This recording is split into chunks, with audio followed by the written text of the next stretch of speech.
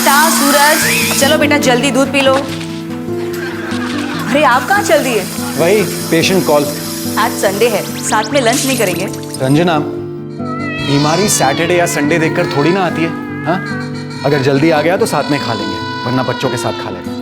ठीक है, bye bye. Bye बच्चों, मम्मी को तंग मत करना। Okay bye.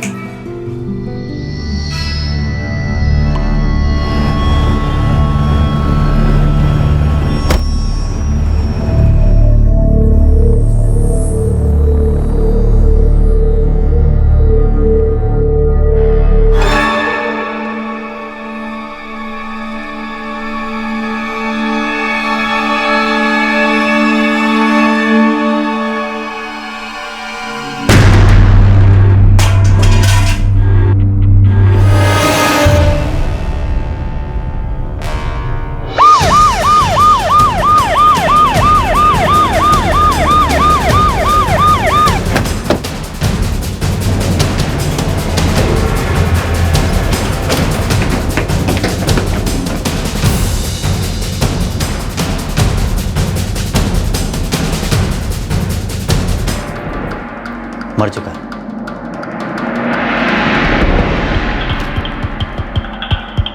जैसा बोया वैसा काटा।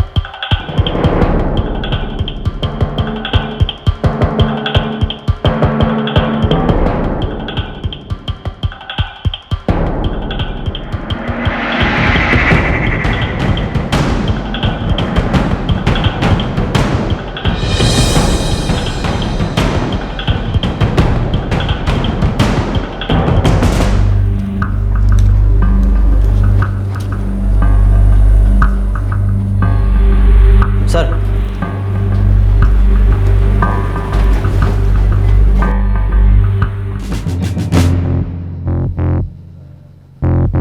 सर, कमरुद्दीन ने सबसे पहले बॉडी देखी थी। जी साहब, हम 207 का ऑर्डर लेकर के जा रहे थे, तभी देखा कि दरवाज़ा खुला हुआ है। हमें लगा कुछ गड़बड़ है, हम यहाँ आए तो ये देखा साहब।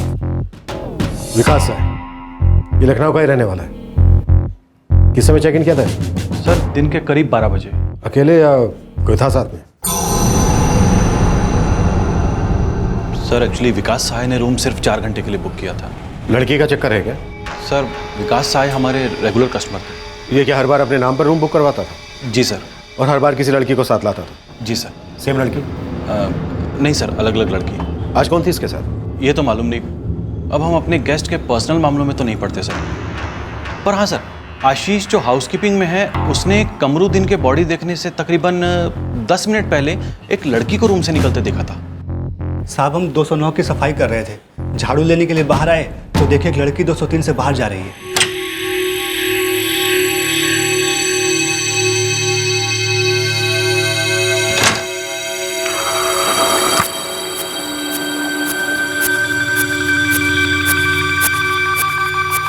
हम पीछे से देखे थे साहब, सिर्फ पीठ दिखाई दिया। सॉरी सर, हमारा छोटा मोटा होटल है, हमारे पास सीसीटीवी कहाँ? आपने, आपके किसी स्टाफ ने इस लड़की को पहले भी कभी देखा था? पता नहीं सर, बस आशीष ने पीछे से जाते हुए देखा है। सर, इसके पर्स से विजिटिंग कार्ड मिला है। इससे पता चलता है कि ये डॉक्टर है। इसका कोई सूरज हेल्थ क्लिनिक है, कृष्णनगर रोड पर। और कुछ पता नहीं चला। हाँ, ये नंबर है, इस पर कॉल किया, ये भी बंद है। उस लड़की से रिलेटेड कुछ मिला? नहीं सर, पूरा रूम छान मारा।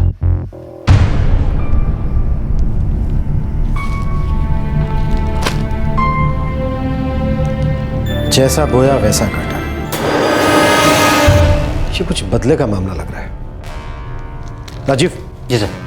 बॉडी को पोस्टमार्टम के लिए भेजो। डॉक्टर विकास सहाय ने करीब 12:15 बजे घर छोड़ा और 1.5 घंटे बाद उनकी लाश किसी होटल के एक कमरे में पड़ी मिली। ये तो जाहिर हो गया था कि वो वहां क्यों गए थे, लेकिन वहां वो किसके साथ थे, ये राज था। स्वाभाविक है कि उनकी पत्नी रंजना को अपने पति की मौत की खबर सुनकर गहरा झटका लगा था, लेकिन ये जानकर भी वो कम सदमे में नहीं थी कि उनका पति पेशेंट से मिलने जा रहा हूं कहकर होटल के कमरे में क्यों गया था।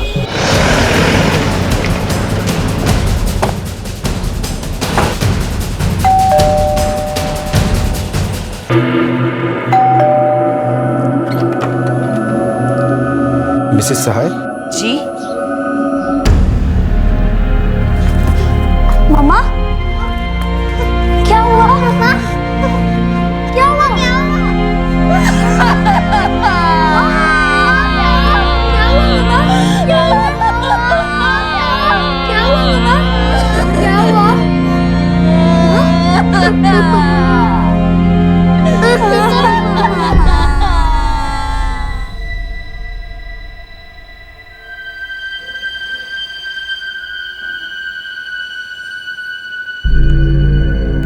बॉडी अभी पोस्टमार्टम के लिए अस्पताल गई हुई है। आप लोग क्यों झूठ बोल रहे हैं मुझसे? मेरे पति एक पेशेंट को देखने के लिए गए थे। मैं नहीं मानती आप लोगों की बात।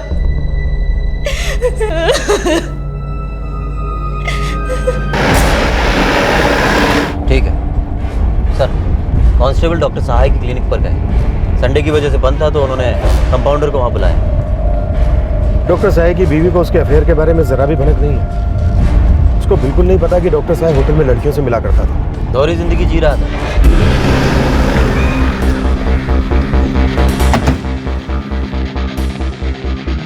सर इस बारे में मुझे ज़रा सा भी मालूम नहीं है। डॉक्टर साहब हमेशा होटल में जाते थे और हर बार किसी ना किसी लड़की को साथ लेकर जाते थे। नहीं सर, मुझे नहीं लगता ये सच है। डॉक्टर साहब बहुत ही शरीफ इंसान थे। समझ में नहीं आता ये हो कैसे गया। इस डॉक्टर ने अपनी दोहरी जिंदगी का राज अपने घर वालों, अपने करीबी लोगों से बहुत सावधानी से छुपा रखा था। उसके कॉल रिकॉर्ड्स कल तक हमारे हाथ में होंगे सर। ये कत्ल या तो कुछ हासिल करने के लिए किया गया है या फिर खुंदक निकालने के लिए।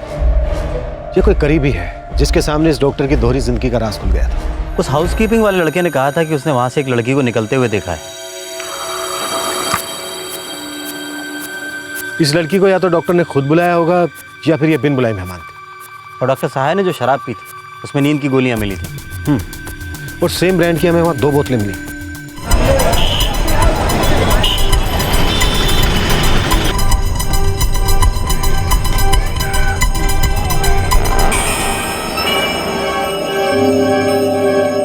₹25।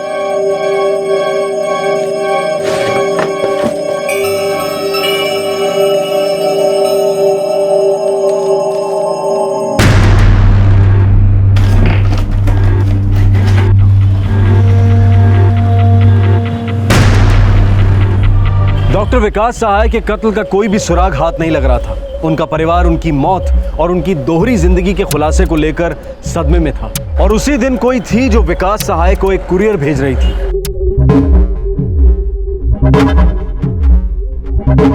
मुश्किल है, इसे तो अखबार के कतरनों से बनाया गया है। लेकिन होटल रूम में तो हमें ऐसा कोई अखबार नहीं मिला जिससे ये बनाया गया।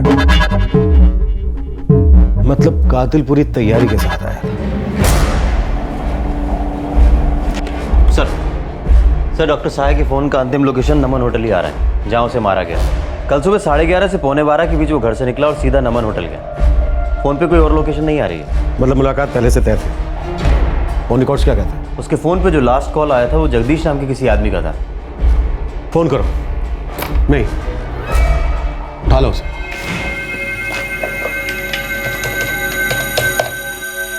You are not dialing a valid number.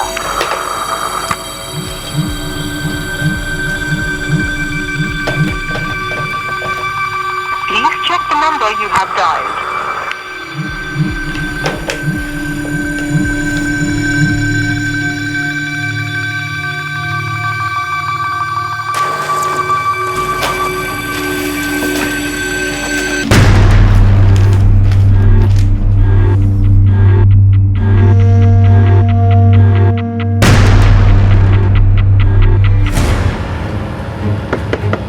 Yes, come in. Sir कल ये लिफाफा आया कुरियर के लिए। डॉक्टर विकास सहाय। सर भेजने वाले का नंबर और डॉक्टर विकास सहाय का नंबर दोनों ही नहीं लग रहे। तो कुरियर मत भेजो। कितनी बार ये बात बताइए तुम्हें? विकास सहाय। जी सर, मुझे भी ये बाद में अचानक ख्याल आया।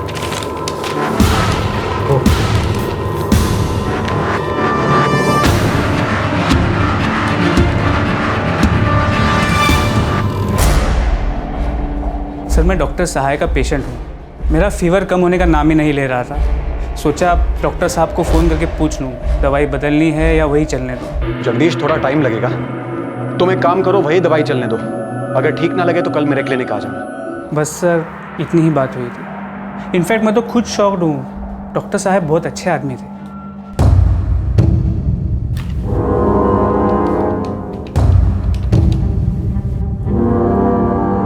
हेलो, कौन बोल रही हैं आप? रेखा, आप कौन बोल रहे हो? प्लीज आप मुझे इन सब चीजों में मत घसीटिए। मैं नहीं थी वहां। देखिए मैं एक घर परिवार वाली औरत हूँ। और उस दिन मैं घर पर ही थी। जी मैं लता बोल रही हूँ,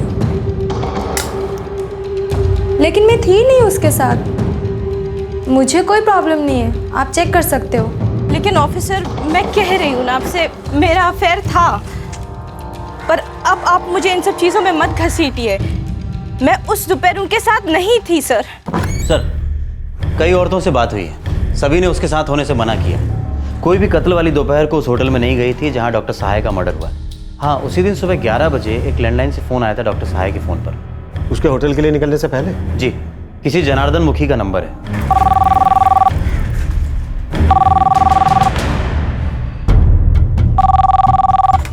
हेलो, पीएसआई राजीव कुमार बोल रहा हूँ। जनार्दन मुखी से बात हो सकती है? हाँ जी, हम जनार्दन मुखी बोल रहे हैं, बोलिए। क्या आप डॉक्टर विकास सहाय को जानते हैं? हाँ, बहुत अच्छी तरह जानता हूँ। बहुत अच्छे डॉक्टर हैं वो। क्या आप जानते हैं डॉक्टर सहाय का मर्डर हो चुका है? नहीं साहब, इस बारे में हमें कोई जानकारी नहीं है। लेकिन ये आप हमसे क्यों पूछ रहे हैं? 28 जुलाई की सुबह 11 बजे उन्हें आपके लैंडलाइन से एक फ़ोन आया था और दोपहर 2 बजे उनकी लाश होटल के कमरे में मिली। आपने फ़ोन क्यों किया था? साहब, हमने कोई फ़ोन नहीं किया था उनको। लेकिन आपके नंबर से एक फ़ोन था और पहले भी कई बार आपके नंबर से बात हो चुकी है। साहब, इस बारे में हमें कुछ नहीं पता है। सर, ये जनार्दन मुखी 65 साल का रिटायर्ड आदमी है। उसे तो डॉक्टर सहाय के मर्डर के बारे में पता भी नहीं। कहीं इस मर्डर की कड़ी तो नहीं? जैसा बोया वैसा काटा। ये तो काफी पर्सनल है। पर्सनल खुंदक।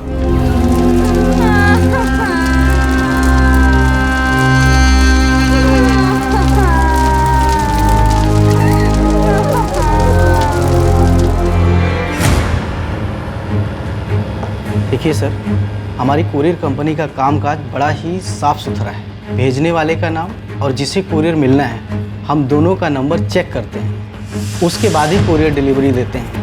हमने सुना है सर कि कुरियर के जरिए कुछ गड़बड़ चीज़ें भेज दी जाती हैं और इसमें हमें कुछ गड़बड़ लगा क्योंकि इसके दोनों नंबर बंद आ रहे थे। और फिर सुबह में ही हमने डॉक्टर विकास सहाय के मर्डर की खबर पढ़ी थी अखबार में।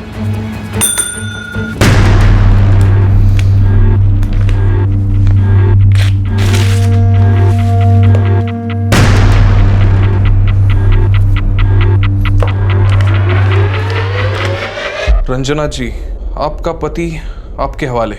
ये खत विकास सहाय की पत्नी रंजना के लिए था। ये कौन सा भद्दा और बेरहम खेल था? क्या था उस लिफाफे में?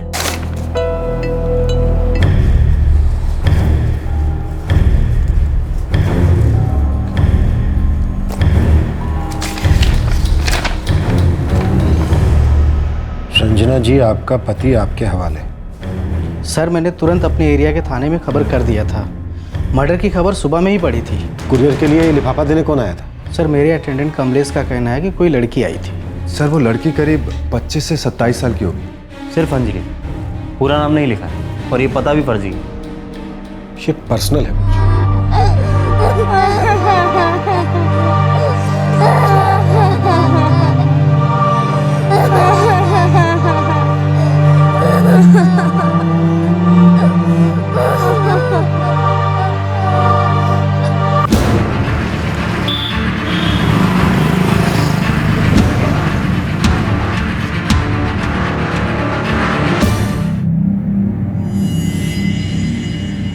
मुझे नहीं पता।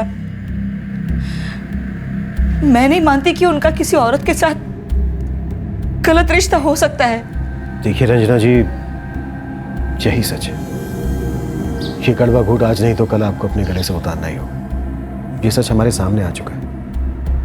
आपके हस्बैंड का मर्डर हो चुका है। उनकी लाश हमें एक होटल के कमरे में मिली, जबकि वो ये कहकर गए थे कि वो किसी पेशेंट को देखना चाह रहे हैं। अभी तक तो हमें यही लग रहा है कि उनका कत्ल किसी औरत ने किया है, जिसे उनसे अपना कोई पुराना हिसाब चुकता करना था। मुझे सच में नहीं पता।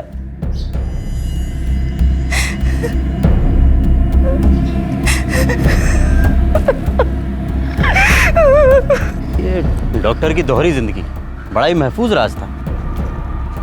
बड़ा अजीब है, उसके इस राज की किसी को भनक तक नहीं लगी थी। उसे किसी ने मार डाला, पीछे ऐसा मैसेज छोड़ा जिससे लगता है कि कोई पुरानी रंजिश थी, पर कातिल का अभी तक हमें जरा भी अंदाजा नहीं। जनार्दन मुखी, जिसके लैंडलाइन से डॉक्टर के कत्ल के दिन 28 जुलाई की सुबह 11 बजे फ़ोन आया था। क्या उसकी और जांच करें? करते हैं।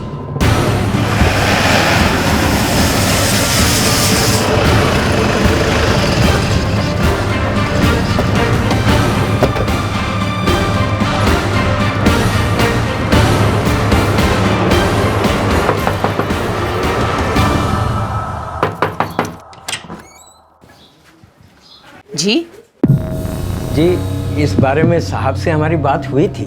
मालूम है, कोई तो वजह होगी, कोई तो बंदा होगा जिसने आपके घर से डॉक्टर साहब को फ़ोन किया होगा। जी भला हमारे घर से डॉक्टर साहब को कोई क्यों फ़ोन करेगा? अगर कोई बीमार होगा जब भी तो उन्हें फ़ोन करेंगे ना। आपके घर में कौन कौन रहता है? जी, हम हैं, हमारी पत्नी कुमुद, बड़ी बेटी अर्चना और छोटी बेटी साक्षी। कहाँ है आपकी बेटियाँ? जी, बड़ी बेटी मोहल्ले में पीसीओ चलाती है और छोटी बेटी कॉलेज गई है, एमए कर रही है। उनके मोबाइल नंबर? जी,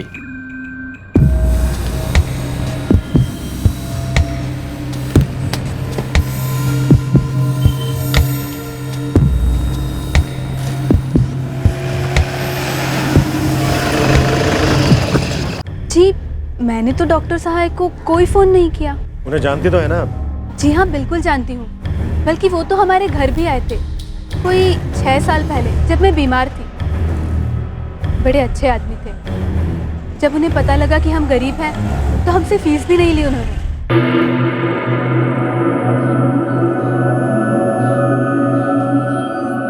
इसका बुखार तो और भी बढ़ गया है। आप इसका ब्लड टेस्ट करा लीजिए, फिर देखते हैं क्या करना है। अभी फिलहाल यही दवाइयाँ चलने दीजिए। जी डॉक्टर साहब। डॉक्टर साहब, ये आपके फीस। जनार्दन जी, रहने दीजिए। आप इस वक्त सिर्फ अर्चना का ख्याल रखिए, वो ज़्यादा ज़रूरी है। डॉक्टर साहब, भगवान आपका भला करे। शुक्रिया। मैं कोई 2 महीने बीमार रही पर उन्होंने एक भी बार फीस नहीं ली। बहुत दयालु आदमी थे वो। जी, और सिर्फ यही नहीं, उसके 1 साल बाद जब मेरी छोटी बहन साक्षी कॉलेज में थी तब उसे अपने यहाँ काम पर भी रखा ताकि उसकी पढ़ाई में कुछ मदद हो सके। इतने एहसान, फिर नफरत कैसे? कुछ समझ में नहीं आ रहा है। राजीव, अर्चना की हरकतों पे नजर रखो। कई लोग जब किसी पे एहसान करते हैं तो वापसी में किसी किस्म के एहसान की उम्मीद भी रखते हैं। जी सर, मैंने साक्षी को थाने बुलाया है, अभी वो कॉलेज में है।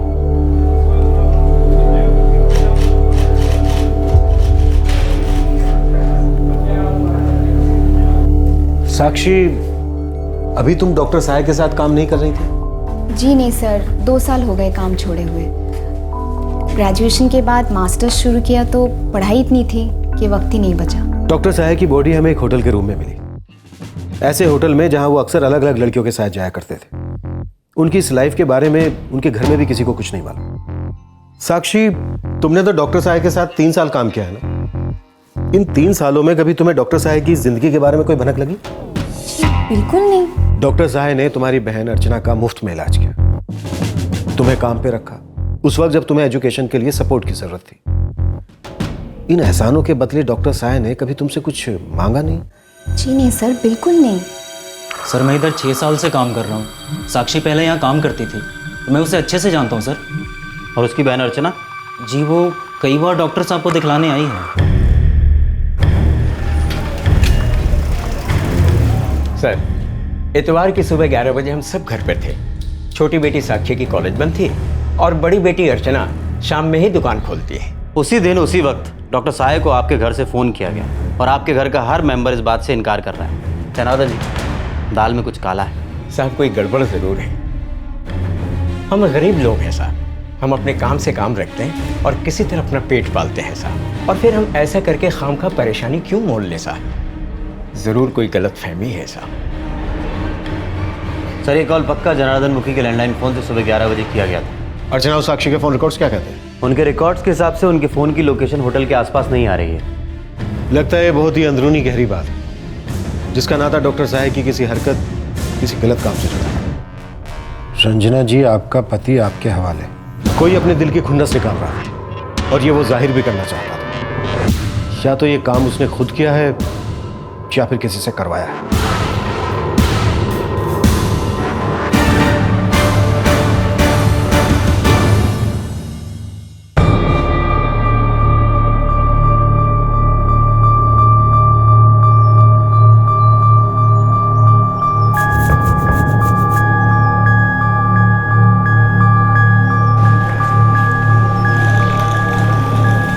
जो नोट्स लिखकर छोड़े गए थे वो एक कहानी बयां करते थे।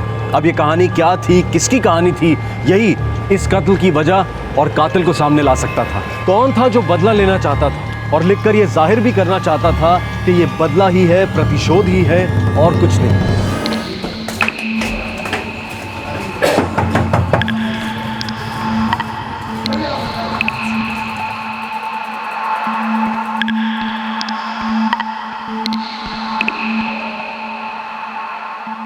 साक्षी बेटा, जी बाबूजी। कहीं जा रही हो बेटा? दिल्ली जा रही हूँ। लेकिन अचानक? जी वो कॉलेज की एक ट्रेनिंग पे जा रही हूँ। तुमने बताया भी नहीं मुझे। बाबूजी पहले सोचा था नहीं जाऊंगी, पर लगता है अब जाना जरूरी है। हाँ, दीदी को बताया? जी सुबह ही बता दिया था। ठीक है बेटा, खुशी खुशी जाओ, ठीक है? जी बाबूजी। साहब, अर्चना ने वैसे ज़्यादा पढ़ाई नहीं की, लेकिन जितनी भी की है उसे ख़त्म करके वो अपनी दुकान संभालने लगी। और साक्षी? साहब एक बात छुपाई है साक्षी नाम से, कंपाउंडर ने भी छिपाई है और यहाँ तक कि उसके पिताजी जनार्दन मुखी ने भी छिपाई है। सब ने छिपाई, किसी ने नहीं बताई। तो फिर तू बता दे, ये तू भी छुपाएगा? साहब ग्रेजुएशन के बाद 1 साल तक पढ़ाई छोड़ दी थी साक्षी ने। 1 साल ड्रॉप किया, फिर मास्टर किया। क्यों किया? साहब ड्रग्स की एडिक्ट थी। 1 साल तक उसका इलाज चला है। बड़ी मुश्किल से 1 साल में ये आदत छूटी है उसकी। इसका डॉक्टर से क्या लेना देना? साहब ये काफ़ी पर्सनल है, पता नहीं साहब, पर कुछ तो है।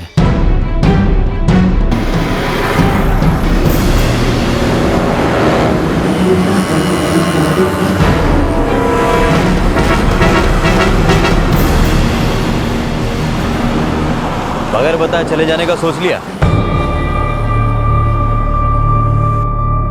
साक्षी, ना तो दिल्ली में तुम्हारा कोई प्रोग्राम था, ना ही तुम दिल्ली जा रही थी। जाहिर सी बात है तुम भाग रही थी। तुम्हारा डॉक्टर साहे के मर्डर से कोई ताल्लुक है साक्षी? जी मुझे पता था उसे कौन सी ब्रांड की विस्की पसंद थी। मुझे पता था नींद की गोलियां कितनी असरदार होती हैं। गहरी नींद में पहुंचाने के लिए कितनी गोलियां काफी होती हैं।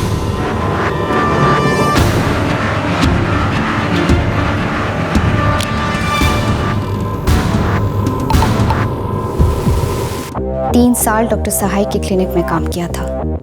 मेडिसिन के बारे में इतनी जानकारी तो हो ही गई थी। जी मैंने ही डॉक्टर सहाय को अपने घर से 28 जुलाई की सुबह 11 बजे फोन किया था।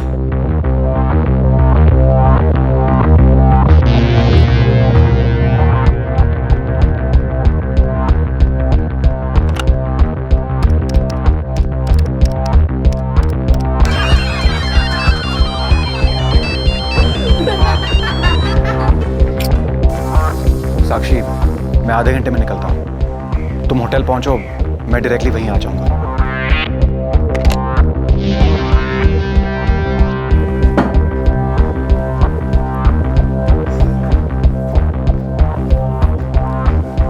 ड्रिंक बना?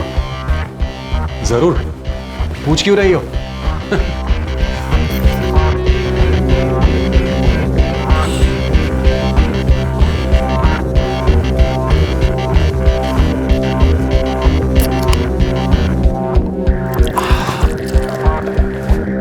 एक बात पूछो तुमसे? पूछो। ऐसा क्या हो गया जो तुम फिर से मेरे पास चली आई? आना ही था, आना ही पड़ा। Thank you sweetheart.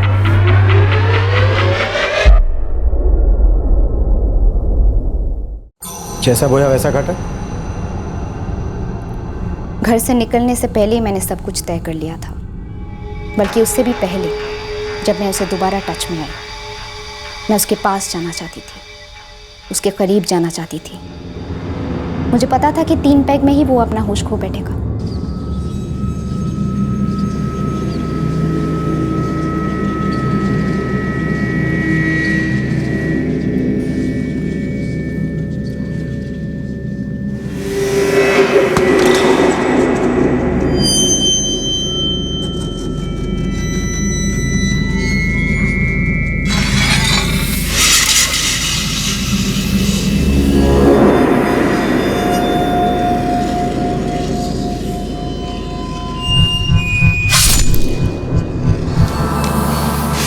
फिर तुम कुरियर करने गई? जी।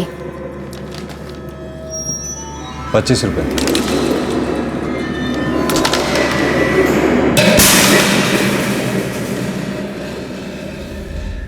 जाहिर है इसका पिछली किसी बात से लेना देना था। एहसान जो उसने की और उसके बदले में जो उसने तुमसे मांगा। उसने जबरदस्ती छीना।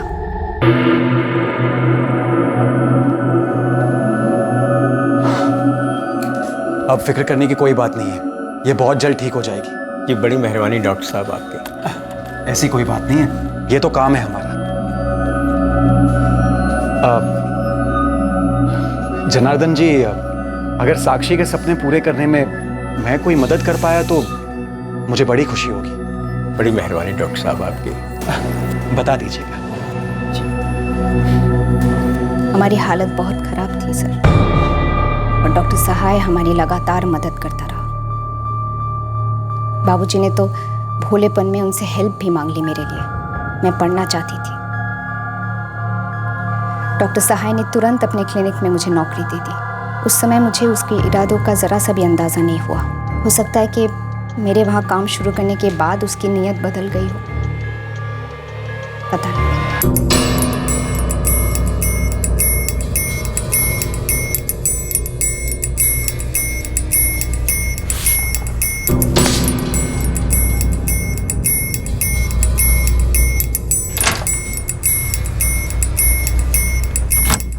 Good morning sir. Good morning साक्षी।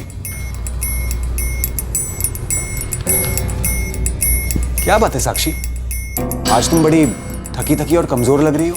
सर कुछ दिनों से कमजोरी सी लग रही है।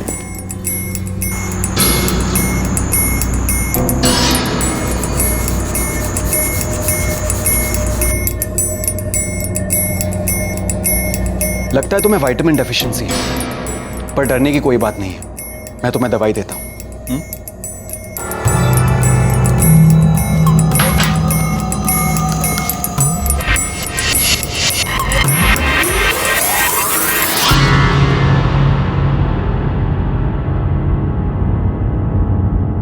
साक्षी, तुमने डॉक्टर को क्यों मारा?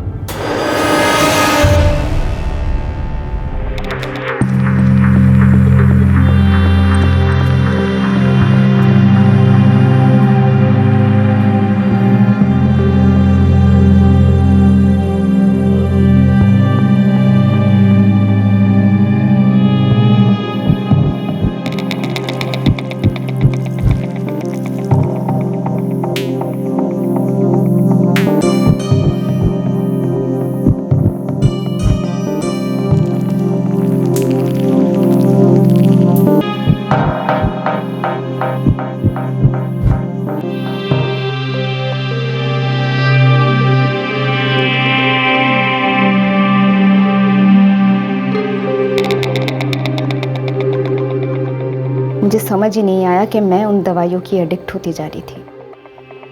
वो न जाने कौन कौन सी नशीली दवाइयों के इंजेक्शंस दे रहे थे कि मुझे उनकी आदत होने लगी।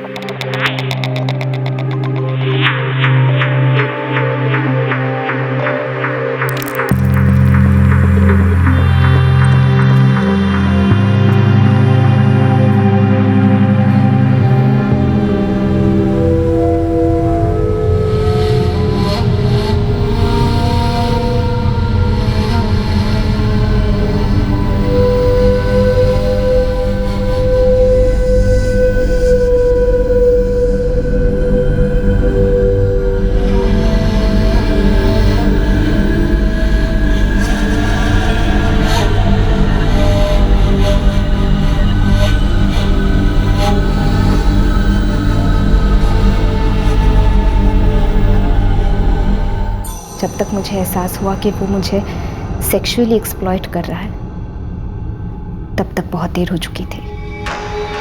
उसने तो बड़ी बेशर्मी से मुझसे कहा भी है। तुमने इसका कभी अपने माँ बाप से जिक्र किया? जी नहीं, सेक्सुअल एक्सप्लॉइटेशन के बारे में उन्हें कुछ पता नहीं था, मगर उन्हें मेरे एडिक्ट होने का पता चल गया था। मुझे डी एडिक्शन करवाना पड़ा, जिसकी वजह से मेरा 1 साल बर्बाद हुआ। तुम्हें इस बारे में किसी से तो बात करनी चाहिए थी। अपनी बहन से बात कर सकती थी, कंप्लेन कर सकती थी। मुझे नहीं लगता उससे कोई फायदा होता। वो बहुत ही इज्जतदार आदमी था, एक डबल लाइफ जी रहा था जिसके बारे में किसी को कुछ नहीं मालूम। मैंने इंतज़ार किया जब वो मेरे फंदे में आए। एक ऐसी सिचुएशन हो जब वो कमज़ोर हो और मैं उस पर वार कर सकूं। मुझे मौका मिला और मैंने ठीक वही किया जो उसने मेरे साथ किया। उसने मुझे एडिक्ट बनाया था और मैंने उसके एडिक्शन का फ़ायदा उठाया। वो पूंछ हिलाता हुआ आया और कर दिया मैंने वार वहीं पर।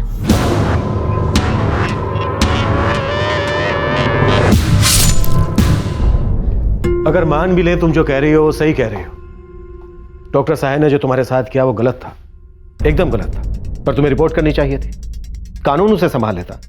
तुम्हें अपने माँ बाप बहन किसी दोस्त से बात करनी चाहिए थी, कानून का सहारा लेना चाहिए था। उसने मेरा इस्तेमाल किया था सर, और वो भी उस समय जब मैं बेहद नाजुक हालत में थी। वो एक इज्जतदार रसूख वाला आदमी था। कोई मेरा यकीन क्यों करता सर? उल्टे सब लोग मुझ पर उंगली उठाते कि मैं एक ड्रग एडिक्ट लड़की एक अच्छे भले डॉक्टर पर कीचड़ उछाल रही है, उसका फायदा उठाना चाह रही है। चलिए आप ईमान से बताइए सर, अगर हिम्मत हो तो अगर उस समय मैं आपके पास आती तो आपका क्या रिएक्शन होता? डॉक्टर साहब बोलता कि वो मासूम है, उसे छोड़ दिया जाता, थोड़ा बहुत हल्ला गुल्ला मचता, कुछ लोग मुझे भी सपोर्ट करते। लेकिन इन सब के बावजूद क्या डॉक्टर साहब को अपने किए की सजा मिल पाती? आपने मुझे पकड़ लिया है सर। मैं कबूल करती हूँ कि मैंने गुनाह किया है, मैंने उसे सजा दी है। उसने जैसा बोया वैसा काटा। अपराध करने से किसी का फायदा नहीं होता है सर, मेरा भी नहीं होगा। लेकिन मैंने ये जरूर पक्का किया है कि डॉक्टर सहाय को भी उसके किए अपराध का कोई फायदा ना हो। अर्चना बेटा, क्या तुम्हें पता था कि साक्षी पे क्या गुजर रही थी? नहीं बाबूजी, मुझे अच्छे से तो इस बात का होता है कि उसे नशे की लत कैसे पड़ गई। मैं कभी सपने में भी नहीं सोच सकती थी जो हकीकत में हुआ।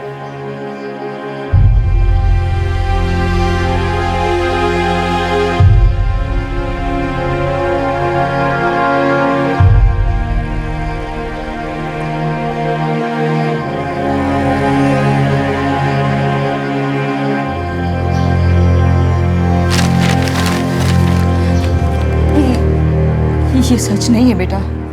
लोग तो कुछ भी बुरा बोलते हैं, लेकिन ये सब झूठ है, झूठ है सब।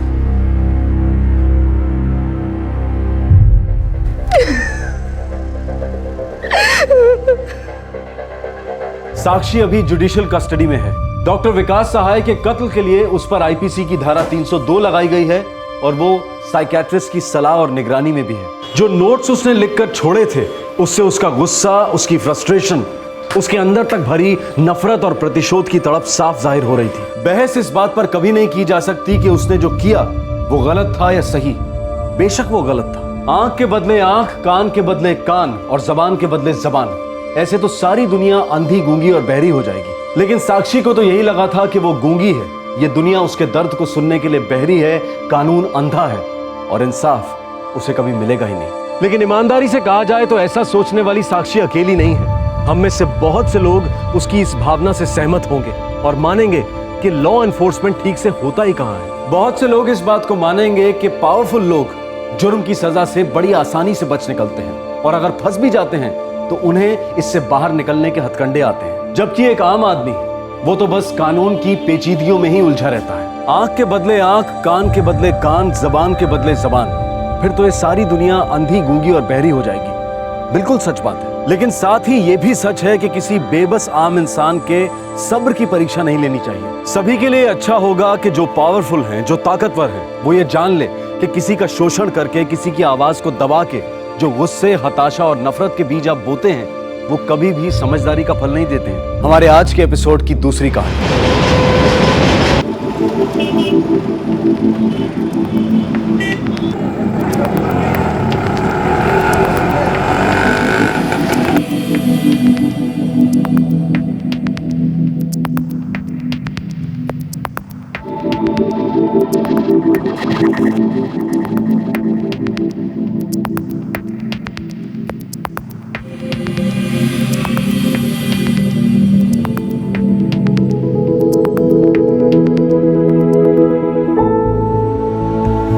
Doctor Rupesh Mehra, general physician.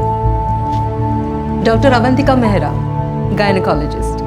हाय, काजल मेहरा। मैं मम्मा और डैड की तरह डॉक्टर बनना चाहती हूँ और लोगों की हेल्प भी करना चाहती हूँ। काजल, पूरा जूस खत्म करो।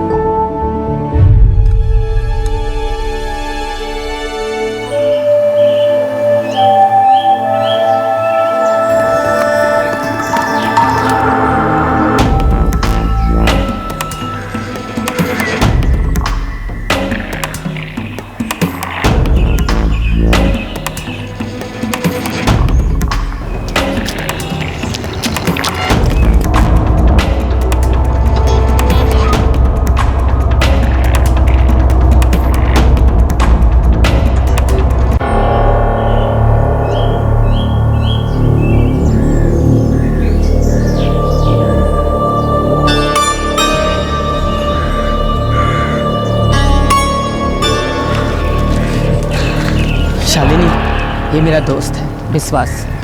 तुझे इसी के साथ जाना है। और सुन, कभी भी कोई भी परेशानी हो मुझे फ़ोन कर देना, ठीक है? विश्वास के पास है मेरा नंबर। प्रद्युमन, ट्रेन का टाइम हो रहा है। हाँ, तुम लोग चलो, जाओ।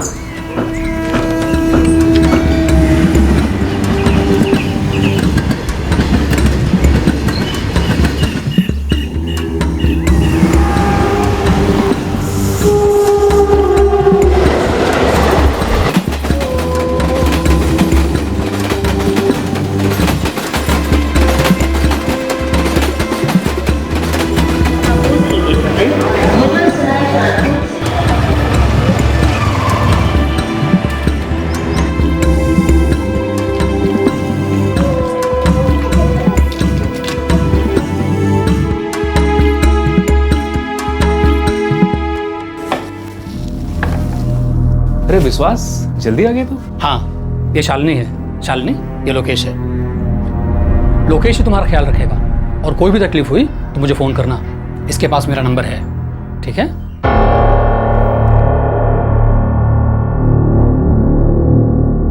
हाँ जी, बिल्कुल हो जाएगा, एकदम पक्का।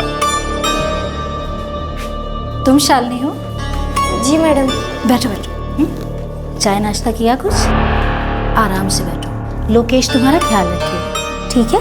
मैं आती हूँ। लोकेश, मैं आती हूँ। जी मैडम। मैं ये कह रहा था सर कि सर इस बार आपको कोई शिकायत नहीं होगी। मैं गारंटी ले रहा हूँ ना सर। देखिए, आप भी तो थोड़ा समझिए ना।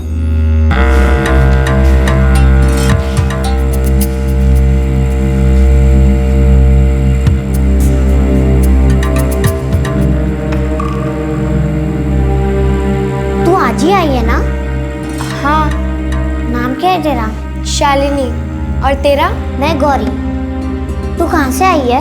मैं धूमखेड़ा से हूँ। तू भी झारखंड से है? हाँ। और तू? मैं पांकरी की रहने वाली हूँ। अरे पानकरी तो हमारे बगल वाला गाँव ही है। तू यहाँ काम के लिए आई है? हाँ, घर के काम के लिए। मैंने अभी अभी एक काम छोड़ा है और अब ये लोग मुझे नए घर में काम दिलवाएंगे। क्यों? नया क्यों? वहाँ काम करना बहुत मुश्किल था। बहुत मारपीट करते थे वो लोग। जरा जरा सी बात पे मारने लगते थे। बस बहुत हो गया, झगड़ा करके वापस आ गई।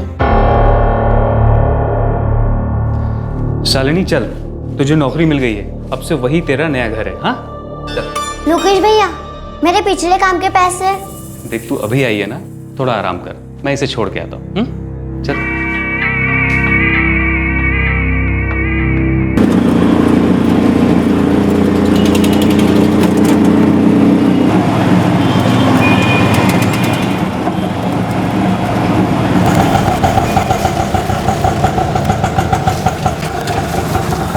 आ जाओ बेटा, आ जाओ, चलो आओ, आ जाओ,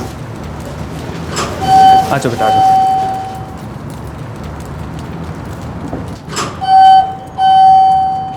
इस साइड चलो।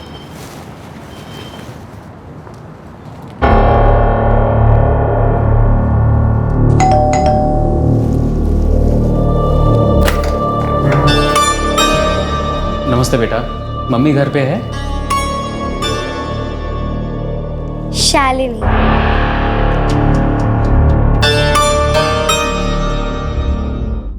झारखंड की 13 साल की शालिनी, 7वीं कक्षा की स्टूडेंट, पढ़ाई में होशियार। ऐसा क्या हुआ कि इस होनहार लड़की को अपनी पढ़ाई और अपना घर छोड़कर काम करने के लिए दिल्ली आना पड़ा? डॉक्टरी थर्मामीटर में एक लंबी, बारीक और समान व्यास की कांच की नली होती है। इसके एक और बल्ब होता है जिसमें पारा भरा होता है। बल्ब के बाहर नली में पारे की चमकीली धार देखी जा सकती है।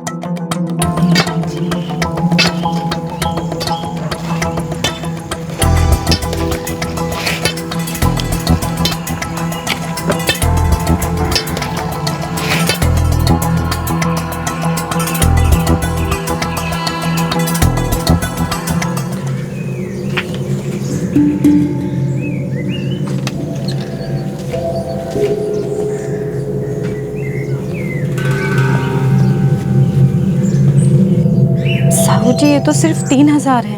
अब से इतना ही मिलेगा। परेशानी चल रही है, समझा कर।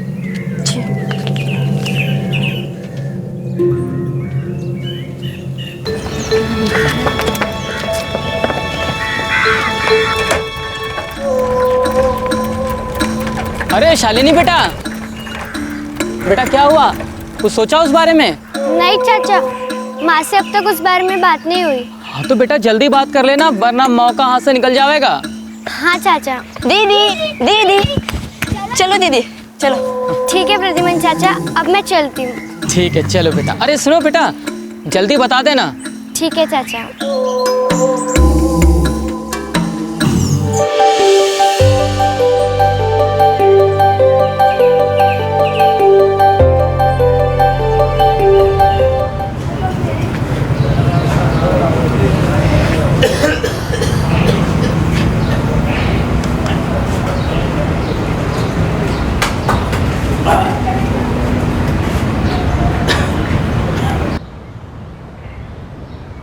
रोहिणी, तुम्हारे पति का कुछ खास नहीं हो सकता। शराब ने उसका दिमाग कमजोर कर दिया है। मैं क्या करूं डॉक्टर साहब, सारा दिन पागलों की तरह गांव भर में घूमता है। सच बताऊं तो उसका दिमागी संतुलन बिल्कुल बिगड़ चुका है। तुम चाहो तो उसे शहर के किसी बड़े अस्पताल में ले जाओ, या फिर जैसा चल रहा है वैसा चलने दो। चलो। अरे क्या कर रहे हो? छोड़ो उसे, कब पीछा छूटेगा तुम्हारी शराब से। सलाम साहब, सलाम साहब, सलाम। 20 रुपया। छोड़ो ना।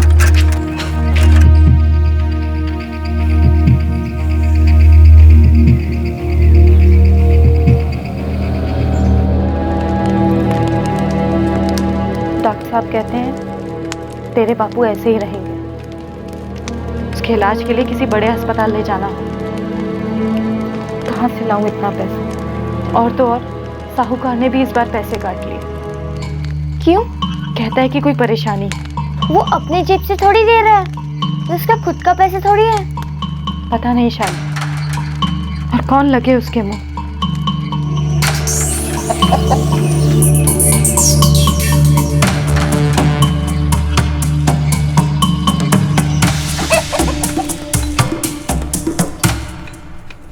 साहू जी, सरकारी मजदूरी के हिसाब से तो मेरी माँ को 25 दिन के 5000 रुपए मिलने चाहिए।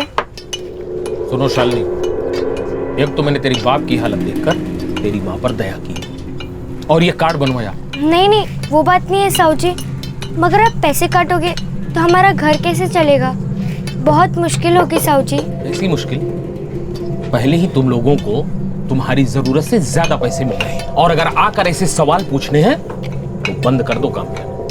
नहीं नहीं साहू जी, ऐसा मत कहिए, तकलीफ है इसलिए आके आपसे बात की। तकलीफ मुझे भी है, और ये कोई मेरे घर का काम तो है नहीं, सरकारी काम है, सरकारी योजना है, और नए नए कार्ड बनवाने के लिए जाने कितने लोगों की जेबें भरनी पड़ती है। इसलिए जो मिल रहा है चुपचाप लो, वरना वो भी भूल जाओ।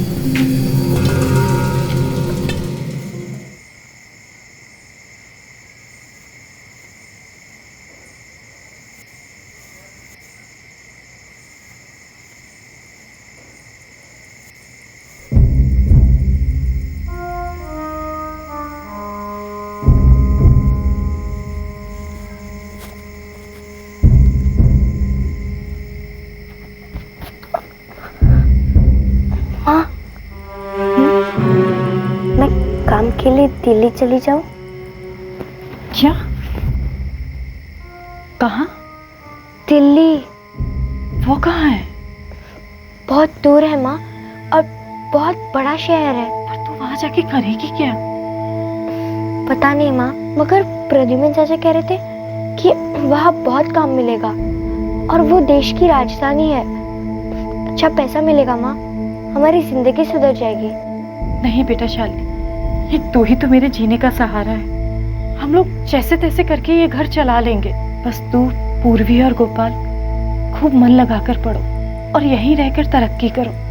इतनी दूर जाकर न जाने क्या हो। माँ यहाँ रहकर भी क्या होगा?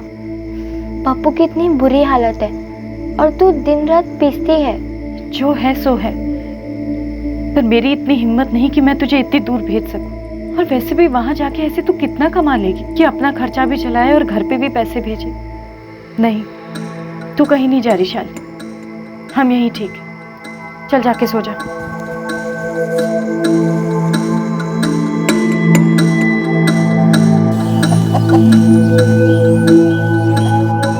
शालिनी, रुक जा बेटा, रुक। क्या हुआ? क्या सोचा? नहीं चाचा, माँ नहीं मान रही है।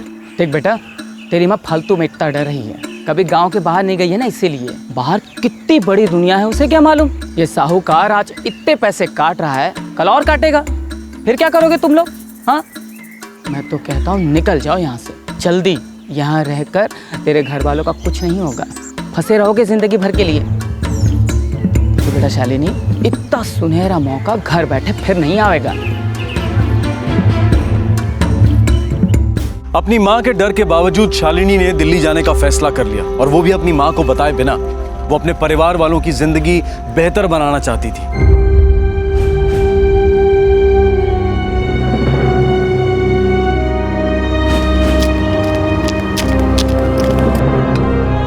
हमने स्कूल के सारे कमरे देख लिए, वो कहीं भी नहीं है। बहुत देर तक हमने उसकी राह भी देखी माँ। और शंभू काका बोले कि उन्होंने दीदी को गांव के बाहर जाते देखा। मैंने तेरी बेटी को गांव से बाहर जाते देखा। कोई था उसके साथ? नहीं, वो अकेली ही थी।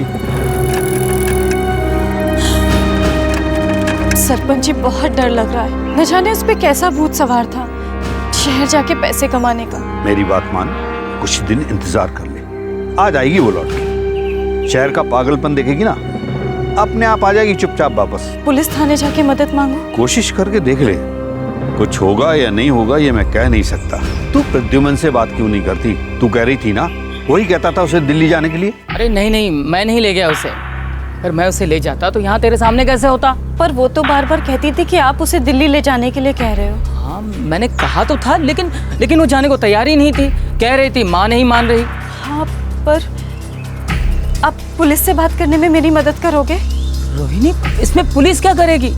और वैसे भी तूने ही कहा था ना कि शंभू काका ने उसे गांव से बाहर जाते देखा था कि नहीं? हाँ। देख रोहिणी, पुलिस तुझे ही जिम्मेदार ठहराएगी, वो लोग कुछ नहीं करेंगे। अब मैं क्या करूं? आराम से बैठ, वो खुद ही चली जाएगी या फिर फोन करेगी।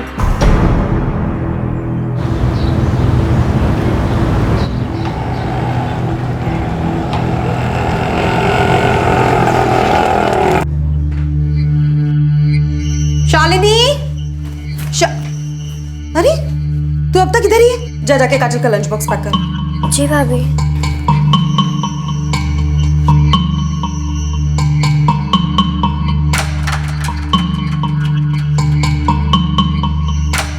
काजल बेटा, स्कूल का सारा होमवर्क हो गया? पूरा कंप्लीट किया? शालिनी, इधर आओ। जी भाभी। हमारे जाने के बाद पूरा घर साफ करके रखना। जी भाभी। दोपहर में रानी आएगी, वो सिर्फ शाम का खाना बनाती है। उसका काम हो जाने के बाद सारे बर्तन साफ करना। जी भाभी। उसके पास चाबी रहती है तो तुम्हें चिंता करने की जरूरत नहीं। जी भाभी। अवंतिका, जल्दी करो, लेट हो रहा है। हाँ काजल, चल बेबी कम। बेडरूम अच्छे से लॉक कर दिया ना? हाँ बाबा, कर दिया है। और बेडरूम लॉक करने से पहले पूरे बेडरूम की सफाई भी करवा दी है। हो गया? चल बेबी।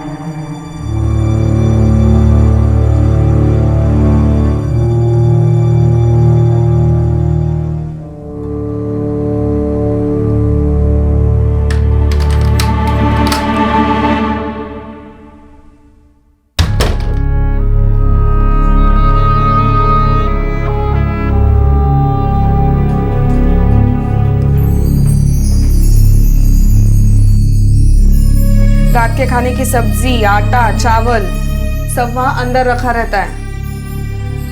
ओए, पर हाथ लगाने की सोचियो भी मत, नहीं तो बुरा हाल कर देंगे तेरा। जितना तेरे लिए निकाल के रखते हैं उतने में ही अपना काम चला। भैया भाभी बहुत सख्त है, बड़ी जल्दी नाराज हो जाते हैं।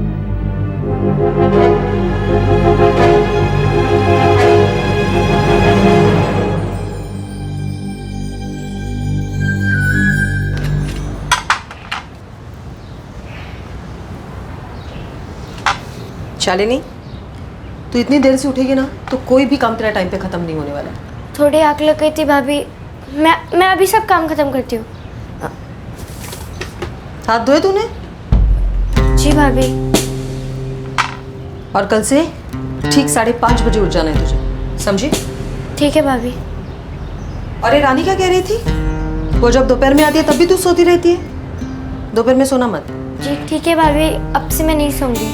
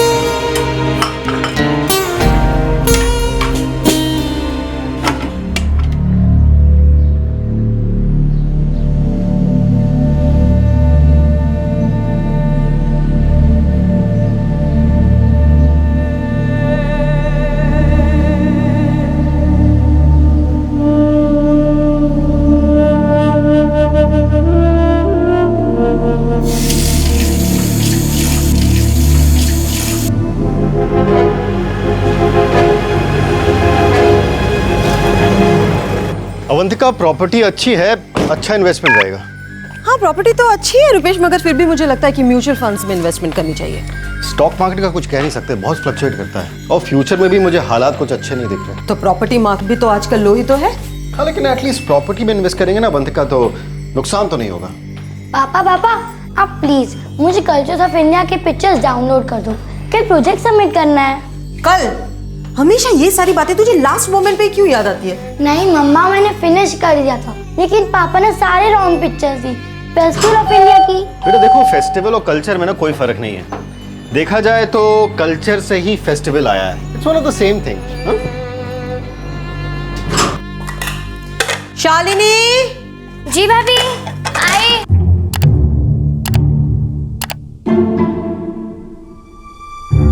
जी भाभी। शालिनी, तुमने घर में से आज कुछ चुराया है? नहीं भैया। एक बार फिर से सोच लो, कुछ चुराया है या नहीं? नहीं भैया, मैंने कुछ भी नहीं चुराया। झूठ बोलना अच्छी बात नहीं है। भाभी मैं सच कह रही हूँ, मैंने कुछ भी नहीं चुराया है।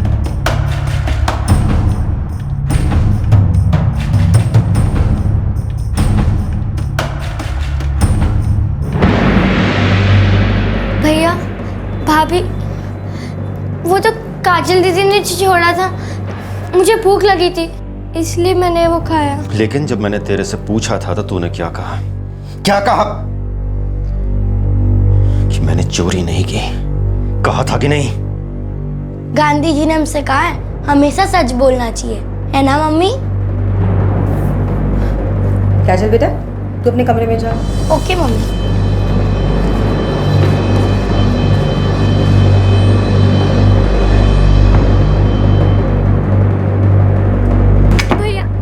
भैया मैं फिर कभी ऐसा नहीं करूंगी भैया। भाभी, भैया मैं फिर कभी ऐसे कभी नहीं। भाभी, मैं सच कह रही भैया। भाभी, भाभी नहीं भाभी। इन लोगों का ना माइंड सेट ही ऐसा है, अब बदल नहीं सकते। चोरी करना, झूठ बोलना उनके खून में बसा है। लेकिन रुपेश, कुछ तो करना चाहिए ना इन लोगों को चेंज करने के लिए। आई थिंक इन लोगों के एजुकेशन सिस्टम में बदलाव करना चाहिए ताकि कुछ तो वैल्यूज सीखे लाइफ में। You're right.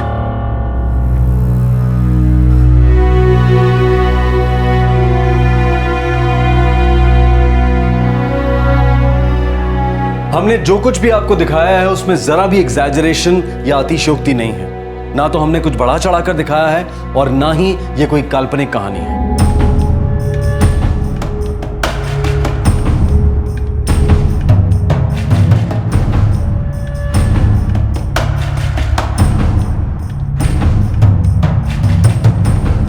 हम में से बहुत से लोगों को बहुत गुस्सा आएगा, लगेगा कि एक इंसान किसी दूसरे इंसान के साथ इतना क्रूर और अमानवीय बर्ताव कर सकता है। लेकिन हमारे देश के बड़े बड़े शहरों में, आलीशान घरों में ऐसे बहुत से लोग रह रहे हैं। वो हैं तो पढ़े लिखे संपन्न, उनके बच्चे भी बड़े स्कूलों में पढ़ रहे होते हैं जहां उन्हें भारतीय मूल्यों के साथ ग्लोबल विजन की शिक्षा दी जाती है। पर यह है उनका असली रूप जो 13 साल की एक बच्ची ने देखा जब वो एक बड़े शहर में आई अपने परिवार की मुश्किलें कम करने के लिए।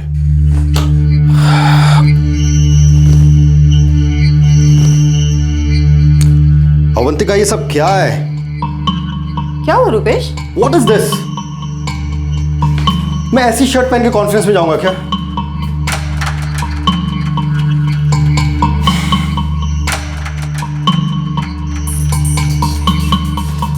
शालिनी, कपड़ों को इस्त्री कैसे करते पता है तुम्हें? ये इस्त्री की है तूने?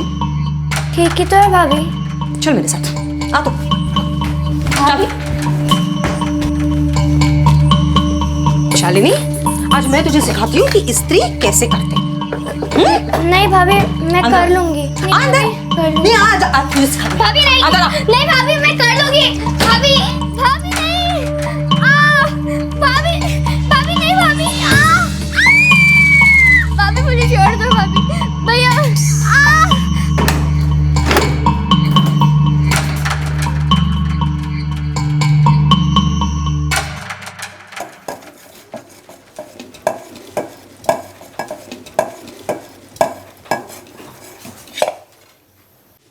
भाभी, भाभी घर से आए 6 महीने हो गए। 1 हफ्ते की छुट्टी मिलेगी? नहीं, बाद में। घर वाले से मिले बहुत दिन हो गए, बस 1 हफ्ते। 1 हफ्ते में मैं आ जाऊंगी। एक बार कह दिया ना नहीं, बाद में। और 1 हफ्ते के बाद हम आउट ऑफ इंडिया जा रहे हैं, लौट के आएंगे तब चली जाना।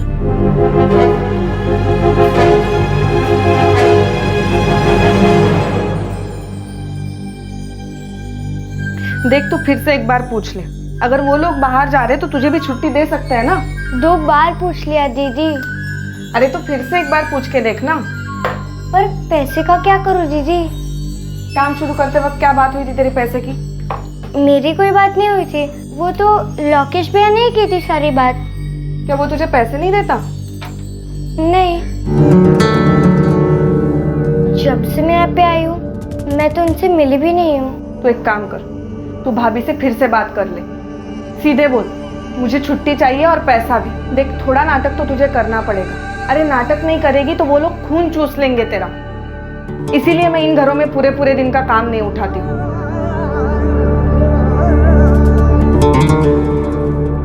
शालिनी, अब बस, बहुत हो गया तेरा नाटक।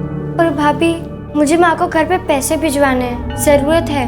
तो तू हमसे पैसे क्यों मांग रही है? तुझे जो एजेंसी लेकर आई थी, हमने उसके साथ कॉन्ट्रैक्ट किया है। हर महीने उन्हें पैसे भिजवाते रहते हैं, समझी?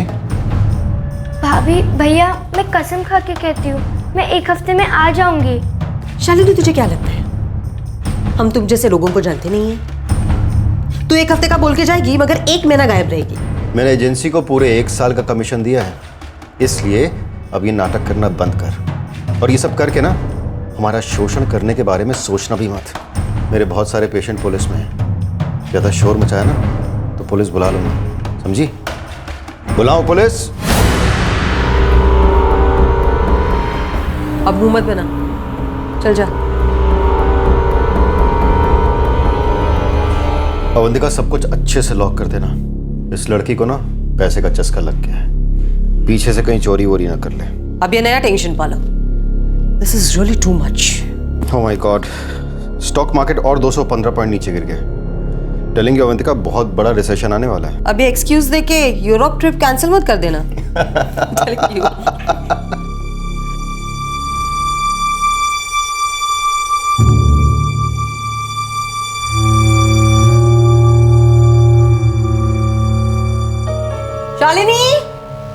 शालिनी, ये क्या? ये अब तक खत्म नहीं हुआ तेरा? अब तक काजल का पैकिंग बाकी है। चल जा जल्दी, उसका बैग पैक कर। और अगर तेरी वजह से आज हमारी फ्लाइट मिस हो गई ना तो देख क्या करती हूँ तेरा। जी भाभी।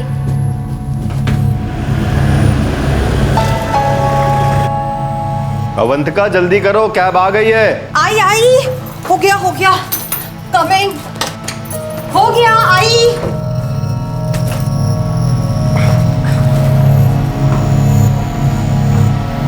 शालिनी, कोई भी होशियारी नहीं, प्लेटफॉर्म पे आटा रख दिया है, कुछ भी चुराना मत, वरना सीसीटीवी में पकड़ी जाओगी, फिर तेरी खैर नहीं। जी भाभी।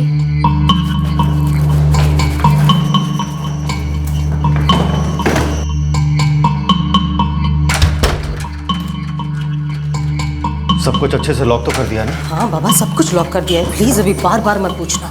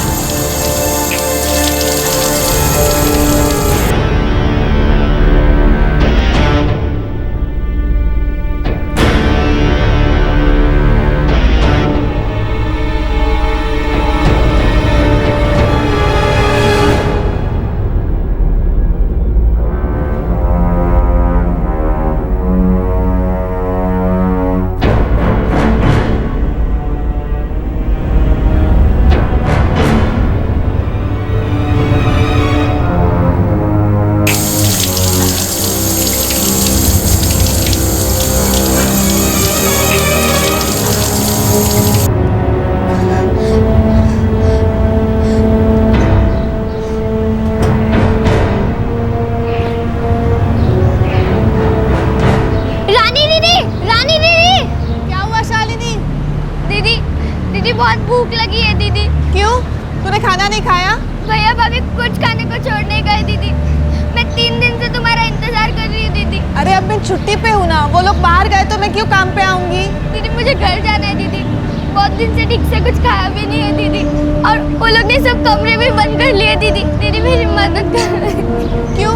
उन लोगों ने तुझे घर नहीं जाने दिया? नहीं दीदी, घर भी नहीं जाने दिया और कुछ खाने को भी नहीं छोड़ गए, और कहते हैं कि अगर मैं घर से कुछ भी लूंगी तो कैमरे में देख लेंगे।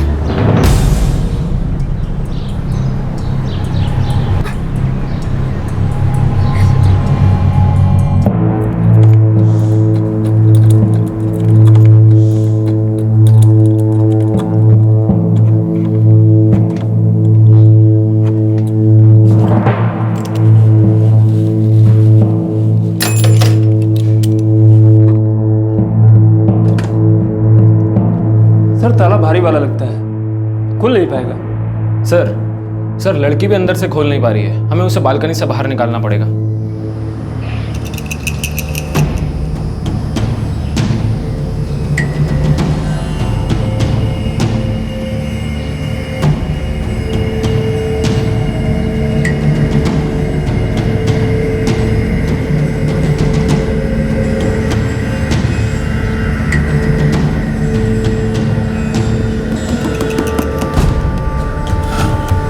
बेटा डरो नहीं, हम लोग तुम्हें यहाँ से निकालने आए हैं। रुको।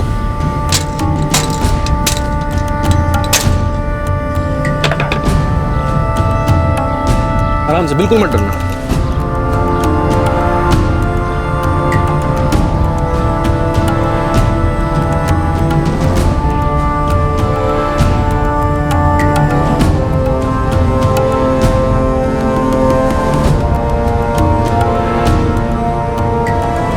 आराम से, बस आ गया। आराम से बेटा, वेरी गुड, आ जाओ। चुप। अरे रो मत, हम सब है ना, रो मत। पत्नी देख, अब हम सब है ना। हाँ हाँ,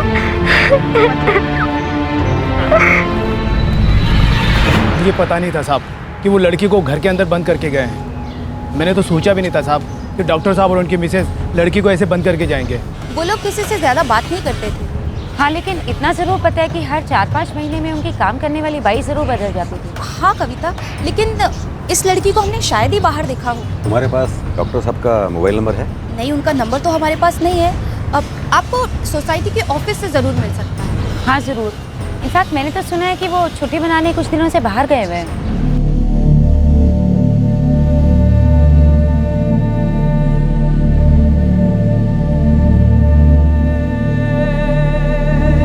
शालिनी बेटा, झारखंड में तुम्हारे किसी पड़ोसी के पास या गांव वालों के पास फोन है?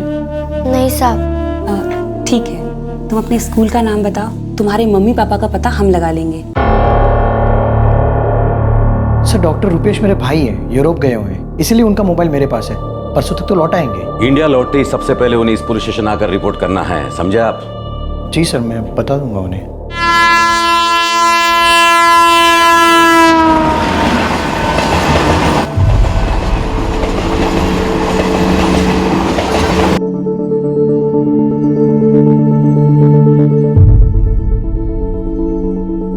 शालिनी बेटा, शुरू से बताओ क्या क्या हुआ तुम्हारे साथ, तुम यहाँ तक पहुंची कैसे?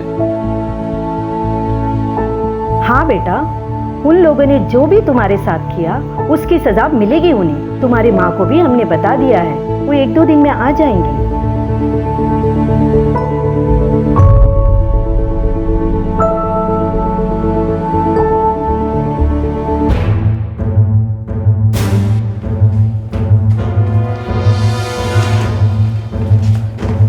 आप हमारे साथ ऐसा नहीं कर सकते। We are respected citizens. ये कोई तरीका नहीं है। डॉक्टर रुपेश, आप और आपकी बीवी 4 दिन पहले वापस लौटे हो, लेकिन पुलिस स्टेशन आकर रिपोर्ट करने के बजाय आप लोग चोर चौकी की तरफ फरार हो गए। इसलिए अब ये राग गाना बंद कर दो, समझे? सर वो लड़की झूठ बोल रही है सर। आपको लगता है कि हम जैसे लोग ऐसा कुछ कर सकते हैं? वो लड़की हमसे पैसे निकालना चाहती है, इसलिए हमें ब्लैकमेल करना चाहती है, इसलिए ऐसे सारे इल्जाम लगा रही है हम पर, है ना? और यूरोप जाने से पहले हमने घर पर उसके लिए भरपूर खाना छोड़ा था, पैसे भी दिए थे। अब उसे और पैसे चाहिए, इसलिए ये सब नाटक कर रही है, ब्लैकमेल कर रही है हमें।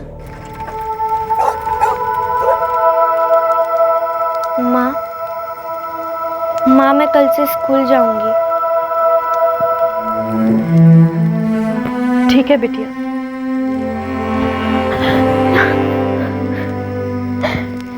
पर आगे से कभी ऐसा मत कर। पता है जब से तू गई है तब से मैं दिन रात यही सोचती थी कि ना जाने तू किस हाल में होगी। कहीं मत जाना शालिनी, अपनी माँ को छोड़कर कहीं मत जा।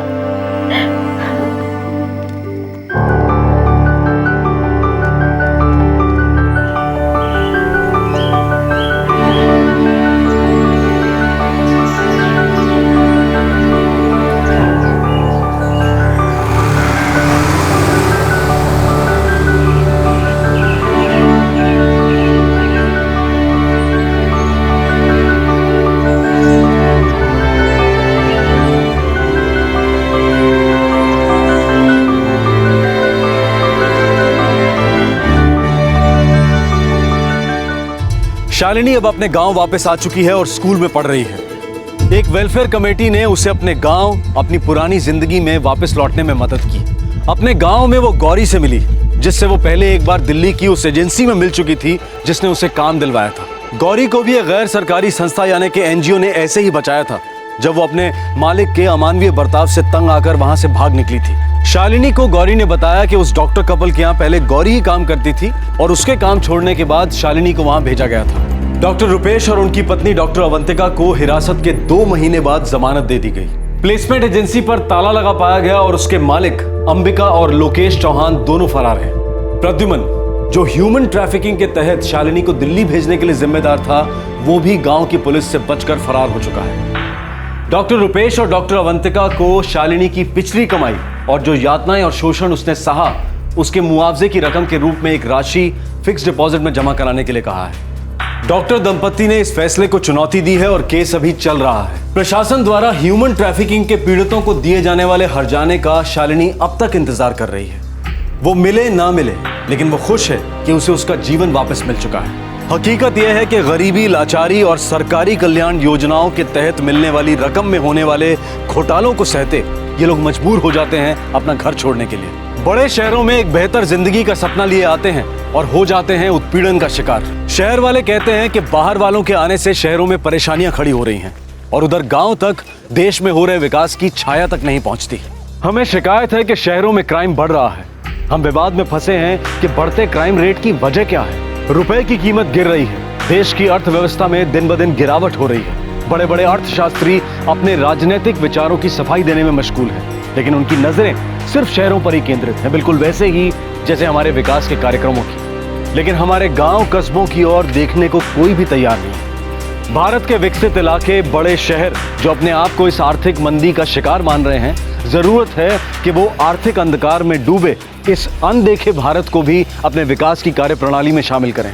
वो भारत तो न जाने कब से आर्थिक अंधकार में डूबा है और ऐसे अमानवीय जुर्मों का जाने कब से शिकार होता आया है। क्या उस भारत के लिए कोई जगह है इंडिया इनकॉर्पोरेटेड में? आपसे फिर मुलाकात होगी क्राइम पेट्रोल दस्तक में एक और नए केस के साथ। इस तरह के और भी एपिसोड देखने के लिए हमारे चैनल को सब्सक्राइब करें और बेल आइकन दबाना ना भूलें।